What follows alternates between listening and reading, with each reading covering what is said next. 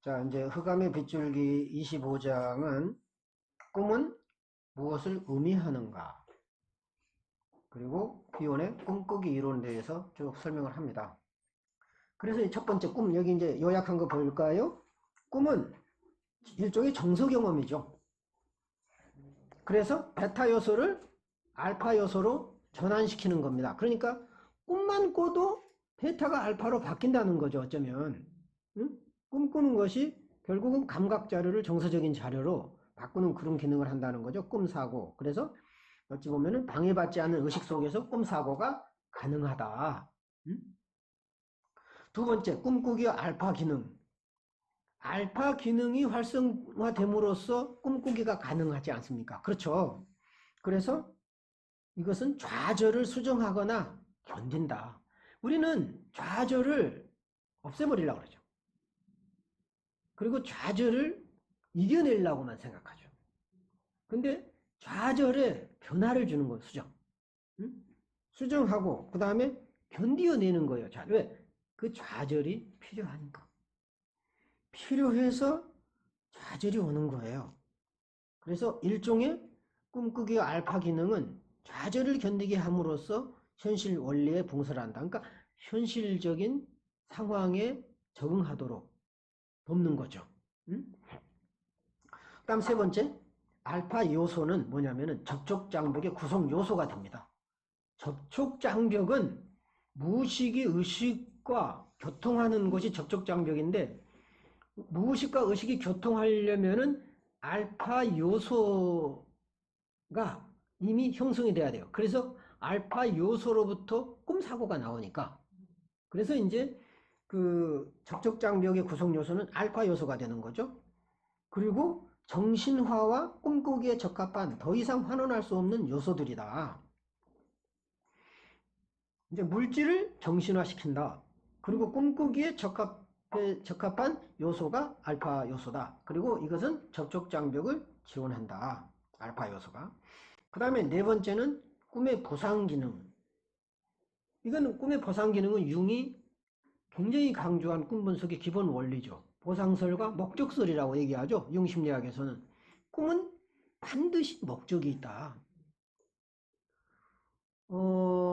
프로이드는 꿈을 소망 충족으로 나타난다고 그랬죠. wish fulfillment. 그러니까 소망이 충족되기를 바라는 마음이 꿈으로 나타난다. 그렇게 봤어요. 그런데 소망이 충족되는 거나 결핍이 보상되는 거나 융이 말하는 것하고 큰 차이가 느껴지지 않아요. 난. 그러니까 용어에 있어서 상당히 다르긴 하지만 근본 원리는 비슷한 거예요. 사실은. 서로 보상적이다. 의식과 무의식이. 그래서 꿈꾸기의 목적은 접촉장벽의 기능과 유사하다. 꿈꾸기는 접촉장벽과 같은 거예요. 왜냐하면 접촉장벽은 의식과 무의식이 교통하는 하나의 경계선이잖아요. 꿈도 마찬가지예요. 꿈에서 의식과 무의식이 교감하는 거죠. 그렇죠. 그 기능을 하는 게 꿈자아입니다. 꿈자아. 그래서 꿈자아를 내가 거의 반의식적이라고 표현한 것도 자아라 그러지 않아요. 꿈속에 나타나는 나를 꿈자아라 그래요. 드림 이고.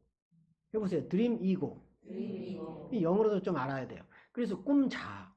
꿈에 나타난 난데 이것은 의식적이면서도 무의식적인 거예요. 사실은. 그러니까 어쩌면은 의식과 무의식의 교랑 역할을 꿈자아가 하는 거죠. 꿈자아 입장에서 의식과 무의식을 같이 보는 거예요, 사실은. 그러니까 꿈에서는 의식적인 요소도 있고 무의식적인 요소도 있죠. 대체로는 인식하지 못한 이제 그런 것들이 나오지만, 그래서 접촉장벽의 기능과 유사하다. 그래서 의식과 무의식을 구별하고 분리하고, 그 다음에 의식과 무의식을 협력적 대립관계다. 와, 이게 멋있는 말이죠. 의식과 무의식이 협력적이면서 대립적이라는 거죠. 융이 똑같은 얘기를 했어요. 대극의 합일. 어쩌면 이렇게 같은 말을 이렇게 다르게 말하냐. 대극의 합일이라는 표현으로 얘기를 하잖아요. 그렇죠. 그러니까 의식과 무의식이 대극적으로 보이지만 사실은 하나가 돼야 전체 정신을 회복한다는 거죠. 마찬가지로 이것도 그래서 협력적이면서 대립관계를 유지한다. 그 다음에 이제 꿈을 꾼 사람만이 변화가 일어납니다. 그래서 꿈꾸기가 꿈을 꾼 사람이 변화가 일어나는데 꿈꾸기가 비인격적인 오를 인격적인 오로 변화시킨다. 야, 참 멋있는 말이죠. 비인격적인 오라는 얘기는 뭐냐면은 무심한 오예요. 그러니까 어찌 보면은 무슨 일이 일어났는데도 아무 관여 안 하고 그냥 보고만 있는 어쩌면 무심한 오인데, 인격적인 오는 정서적 개입을 하는, 다시 말하면 육화할 준비가 돼 있는, 내 안에 성육신할 준비가 이제 되는 그런 인격적인 오로 바꾼다는 거죠. 그 다음에는 그것을 비인격적인 오를 인격적인 오로 변화시키고 그 다음에 K로 변화시킨다. 비인격적인 오와 인격적인 오라는 용어는 아마 비혼의 용어가 아닌 것 같아요. 이거는 그 그로슈타인의 설명하기 위해서, 어떤 그 오의 변화 과정을 그 설명하기 위해서 그로슈타인이 쓴 것 같아요. 지난번에도 그 베타 요소에 원정서가 있다고 그랬나요? 그 원정서란 말도 비혼이 쓰는 용어가 아니에요. 그로슈타인의 용어입니다. 참, 여러분들은 이제 이게 왜 중요하냐? 이게 비혼의 용어인지 비혼을 해석하는 용어인지 구별해야 돼요. 그래야 그 원래의 의도가 뭐고 이 의도에서 왜 이런 파생돼서 나왔는가를 나중에 알아야 분명해지고 치료적인 그 단서가 거기서 나오기 때문에 그런 겁니다. 그 다음에 이제 K로 변화시킨다. 제3의 영역에서 꿈꾸기. 자, 보십시오.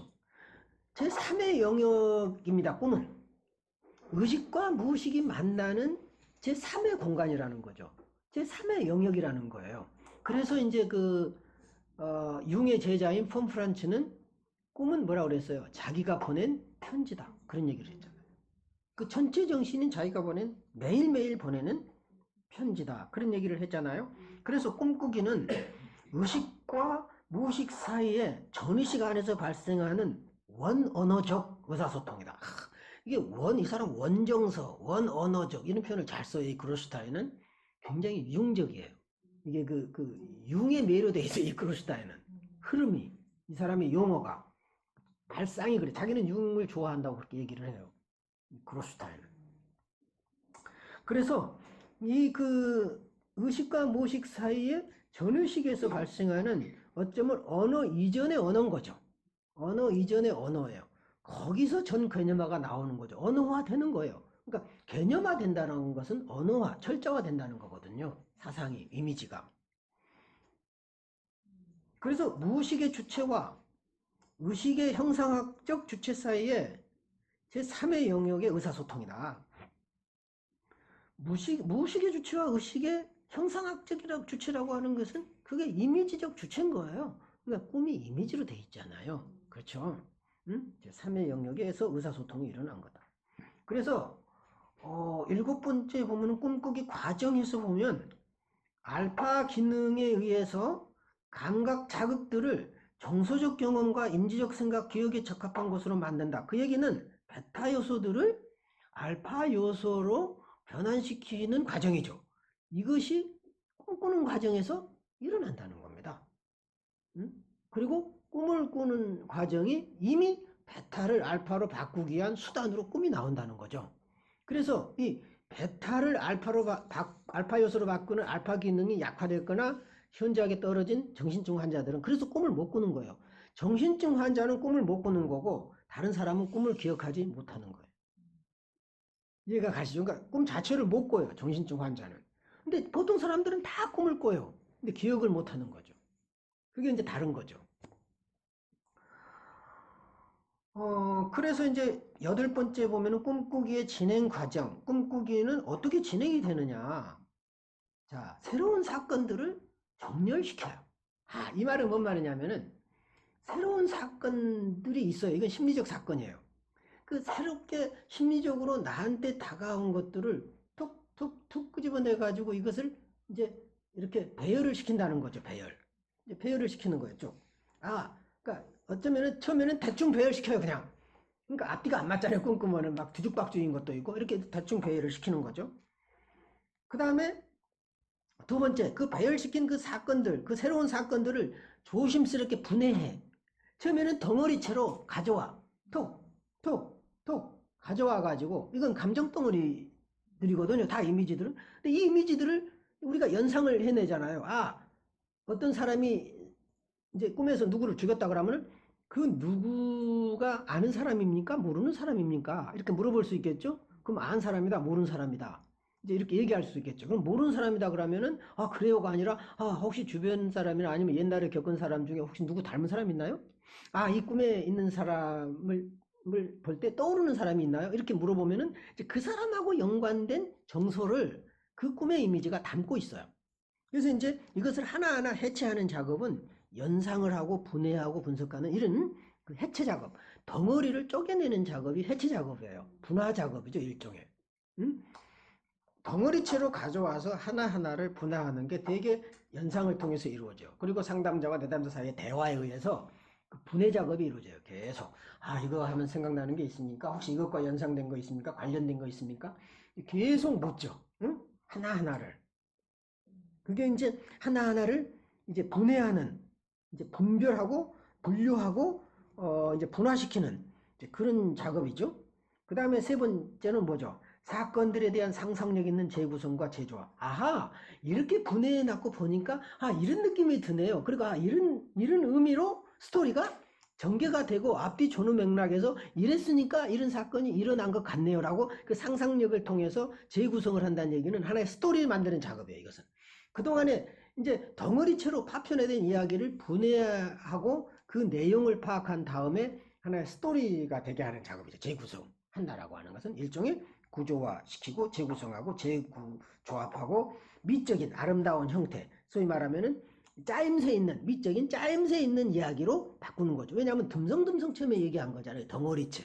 그것을 해체하고 분해하면은 이제 이야기가 연결이 돼요. 띄엄띄엄 했던 것들이 연결이 되기 시작하죠.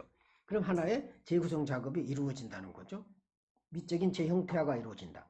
네 번째, 재구성된 사건들을 과거의 경험과 관련시킴으로써 개인적 경험으로 전환시킴. 이거는 프로이드 방식이죠. 다섯 번째, 개인적이고 주관적인 범주화를 성취해라. 그래서 어떤 것이 개인의 경험이고 주관적인 그런 어떤 정서적 경험이 여기에 대입이 돼서 그것이 현재 삶에 어떤 영향을 미쳤는지를 보는 거죠. 그 다음에 여섯 번째, 그것들을 개인적으로 의미 있는, 아, 이 꿈의 의미, 이런 경험이 어떤 의미가 있느냐. 그래서 의미 있는 정서적 경험으로 변형을 시킨다. 무의식은 이야기를 하고 추구하려고 하는 성향과 욕동을 가지고 있다. 그 얘기는 자신을 드러내려고 하는 욕구가 있는 거예요, 무의식은. 유입되는 사건들을 개인적인 경험들에 대한 이야기로 만들어요. 여기서 이제 융하고 또 결합하죠. 사실은 원형적인 것도 있고 환상적인 것도 있어요, 무의식 속에는. 근데 이것은 자기 모든 것을 개인의 것으로 만들어버리는 거죠. 일종의 이것은 허구화 작업이에요, 사실은. 아, 상상 속에 일어난 것도 개인의 사건으로 돌려버리죠. 엄마하고 아버지하고 있었던 것도 사실은 그것이 아닌데 뻥튀어가지고 내 개인의 사건으로 만들어버리죠.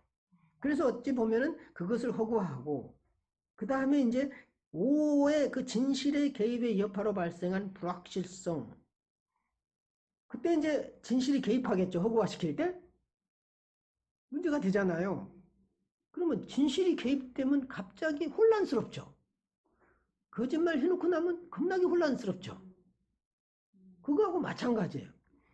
뭔가 이게 내가 술을 썼는데 딱 멍 때려. 그 얘기는 진실이 온 거죠. 야, 너 그게 아니지 않냐. 뭐 이런 거. 그래서 오가 개입되면 갑자기 더 이상 못 나가고 이제 혼란스럽죠. 그래서 그 혼돈이 오고 그런 불안들을 묶어내기 위해서 이야기를 만들고 신화를 만들고 소설을 쓰죠. 응? 그러면서 그런 과정에서 무의식이 풀려나가는 거예요. 이야기를 통해서 풀려나간다. 이게 무의식의 이야기 기능이다. 이거는 의식의 이야기 기능도 마찬가지예요, 사실은. 응?